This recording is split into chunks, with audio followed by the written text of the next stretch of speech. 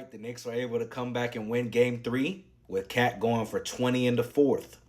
And I keep telling you this, if New York wants to get anywhere, they have to make sure Cat is getting touches and they have to play through him. I'm not saying play through him the whole duration of the game, but if Jalen Brunson's going to be your number one and he's going to get the ball and majority of the shots, Cat has to be number two. There can't be some nights where OG or McCall gets more attempts than Cat. No, can't happen. Cat has to be the number two guy. And if Jalen doesn't have it, some nights the number one. Because he's the key to New York winning this series against the Pacers. They have had no answer for Cat this series so far. And they need to force the button with this. Cat's open, you get him a look for an open three. He has a mismatch, he's in the post, he has a better matchup, you feed him the ball and you tell him, look, we need you to lead us to the promised land. Because Jalen, he's consistent, he's gonna show up, he's gonna do what you need him to do.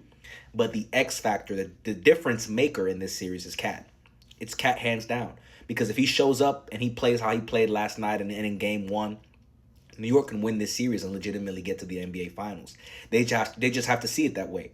Because McCall and OG, they're being asked to do so much on the defensive end that their offensive game is going to be somewhat inconsistent on nights. Because they're playing 35, 40-plus minutes, having to play both sides of the ball. They're not going to be consistent on offense. So that's where you guys like Cat and Jalen have to fill the gaps in for what those two guys you're asking them to do.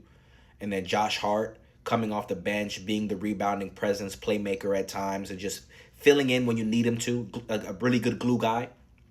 New York still has a chance to win this. Cat is the X factor.